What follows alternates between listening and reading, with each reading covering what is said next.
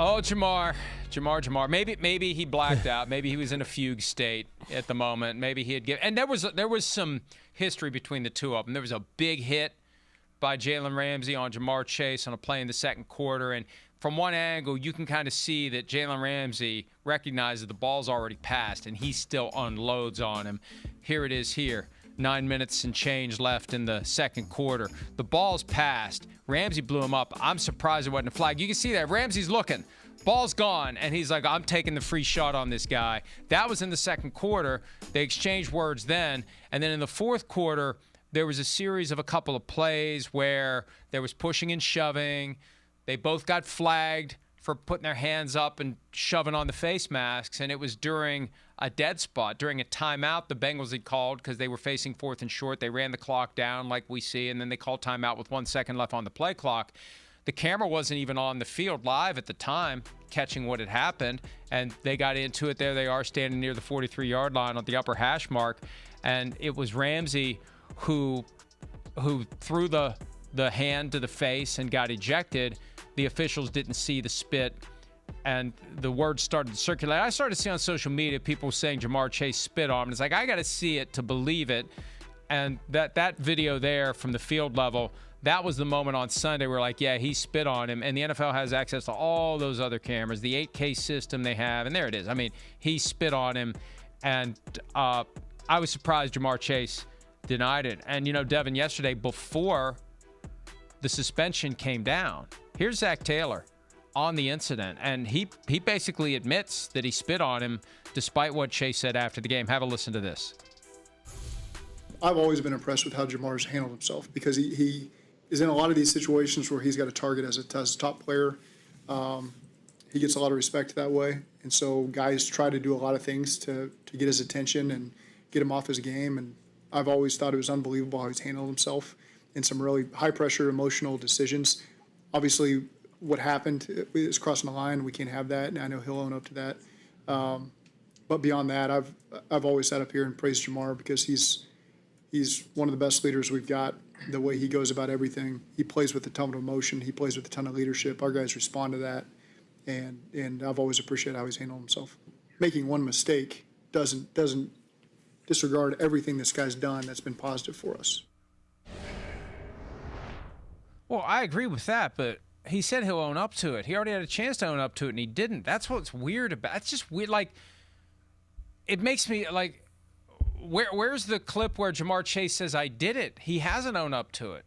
And when you own up to it only when it is conclusively proven by video, is that really owning up to it? The true test of character is whether or not you tell the truth when there's no objective evidence that you did the thing that you're going to deny doing. Yeah, and I think we all saw it, and when we saw his post-game interview, it was just like, damn, Jamar, I guess you don't know yet, but like we all know you did it. It just sounds worse, and it looks more helter-skelter when you have your head coach go and praise you about your character and who you are and how you'll own up to it, and then people can cut it up and put it together and go, okay, he said you're going to own up to it, and then you didn't own up to it. I saw Damian Harris, my former teammate, he had a take that I agree 100% on. When did it become a thing that, like, when you get into it with somebody and having words with them, to spit on guys? Like, I played my whole NFL career, and, like, I've seen guys face-to-face. I've been face-to-face with guys talking trash, whatever you want to say.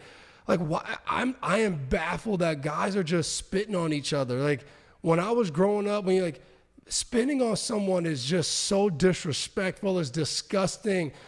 Like, I don't know why guys are even thinking to do this. It's horrible to say and to see, but like now this is showing up 2 times this year where guys are just spitting on each other.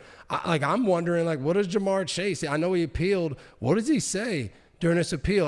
I think I saw it was with Jordy Nelson. He's going to have that appeal. How do you explain why you did what you did? And me and Coach Dungy were sitting there watching, and yesterday we were like, or Sunday we were like, come on, Ramsey can't do that. Like, and then, as the time continues to go and you're on social media, like, oh, he spit on him? oh, Ramsey didn't do anything wrong. Like, Ramsey shouldn't get suspended. They should be able to give Ramsey back his play time somehow and go back in time. Like, I think we all grew up with, like, the thought of, like, you don't let anyone spit on you. Like, that is the most disrespectful thing. I remember my mom telling me that as a kid. You don't ever let someone spit on you. And that was Ramsey's reaction for everybody at home when they heard him say, he spit on me. It's up for now. It's up for now translates to, he spit on me. He has to see these hands. I got to put my paws on him. Those are all phrases known and used around someone spitting on you. And that's why Ramsey reacted the way he did. Devin, I'm reminded as we talk about this whole concept of spitting, because it is the ultimate act of disrespect. And I don't get the whole thing with guys spitting all over a football field anyway, especially the guys who aren't playing. Like, how many times do we see the shot of the coach and pulls up the thing and spits on the ground? Like, what are you doing? You're not doing anything that requires you to spit.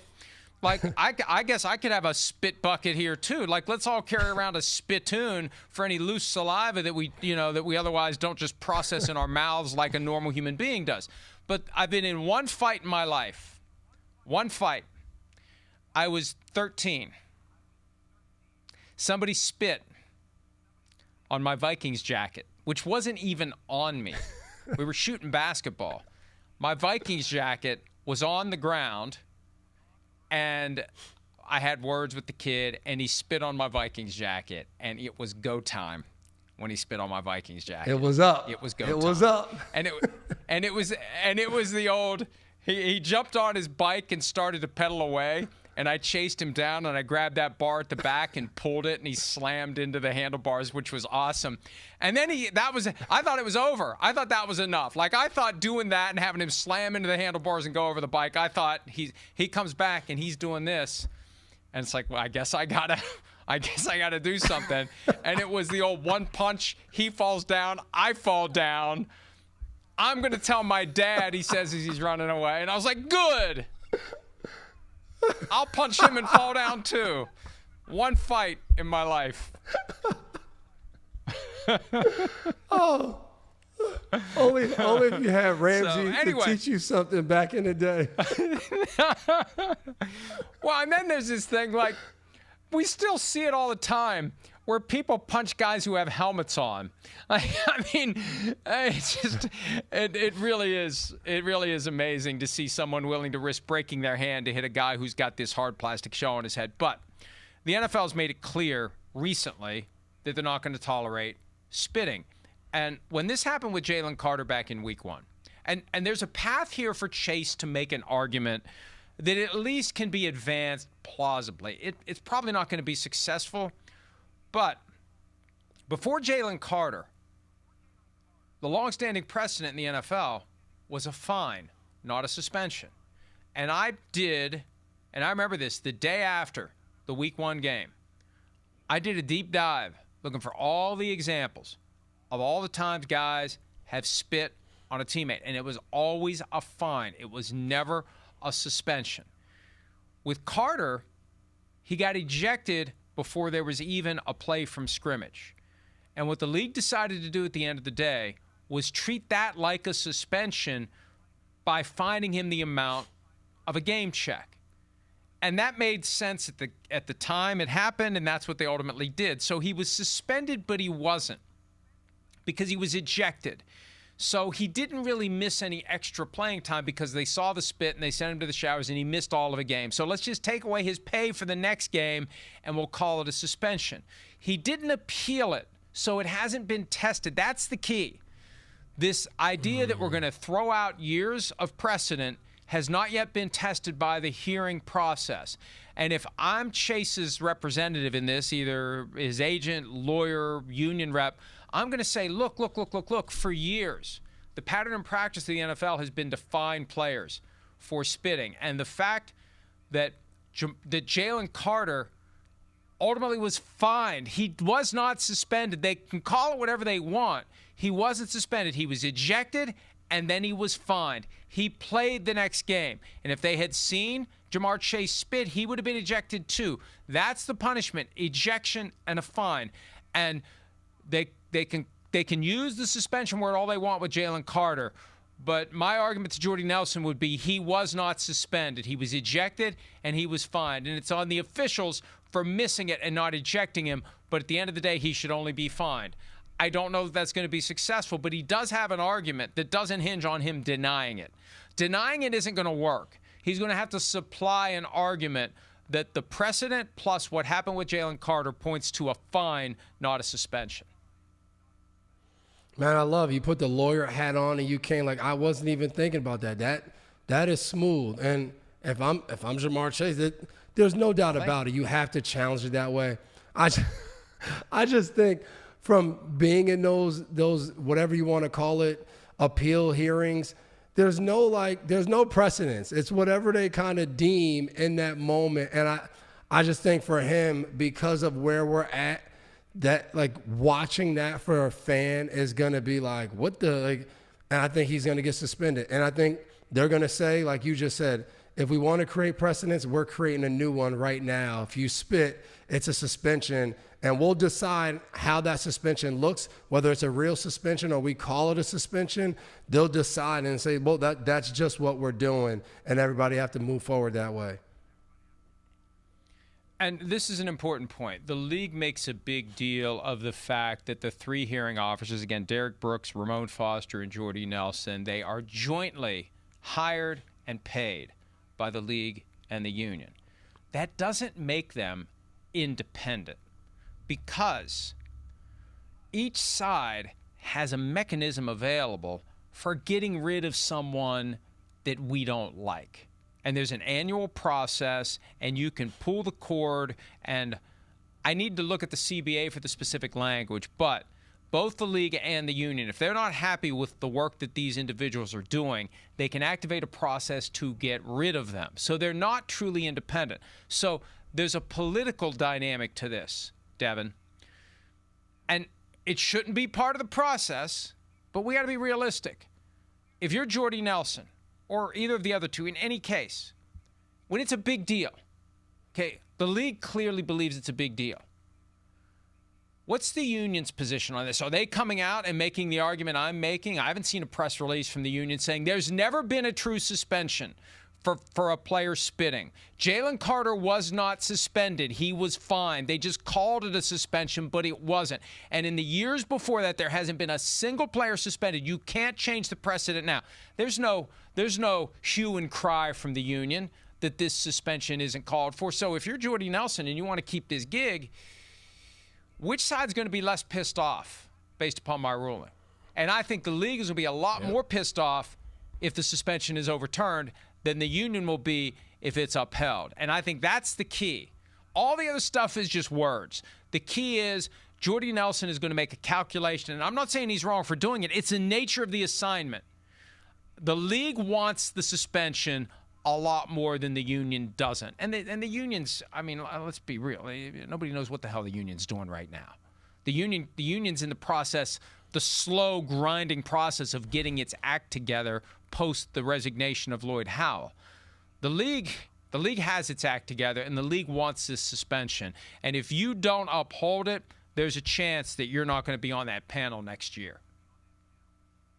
Yeah, and I think in this situation, I think the PA is probably going to look at this and be like, this isn't a battle we necessarily want us to fight to win. Like, hey, like, we don't want guys spitting on each other either. I think from a player, because that's what's always very unique about the PA's position, especially when it involves two players. Because there's the other side where there's Jalen Ramsey who got spat on, who feels a certain type of way about that. So, like, it's not as easy as it's Jamar Chase versus the NFL and the PA just jumps and says, this is what we got to do.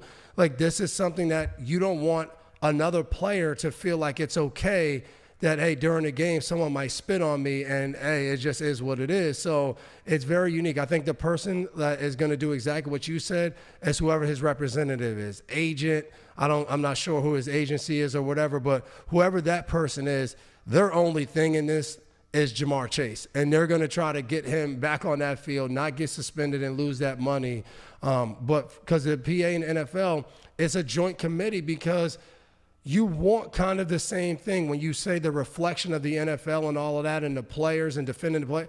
Like, that's a weird part for the PA that when they get involved, especially when it includes two different players, it's just awkward. It's weird of how you kind of manipulate the situation and try to go forward. So I expect whoever his agent is to go and fight to try to make sure he keeps dollars in his pocket. Hey, and one last point that has connective tissue back to my former life.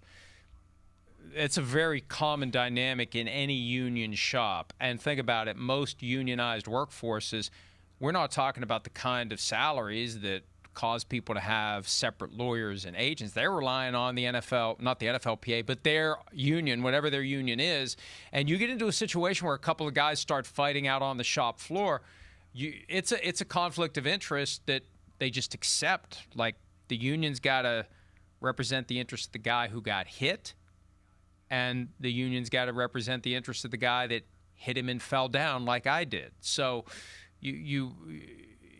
I don't know how you thread that needle, but that's part of the problem for the NFLPA, because they've got to protect Jalen Ramsey and they've got to protect Jamar Chase. But at least here, there'll be some individual, agent or lawyer, who is pushing the case with Jamar Chase, and it makes it a little easier. It gives the NFLPA some cover in that regard. But I think the suspension is going to be upheld. There's some folks in New England who are very, very curious about how this plays out, because the Patriots play the Bengals on Sunday. And what a different game it is, Devin. I mean, think about the game planning.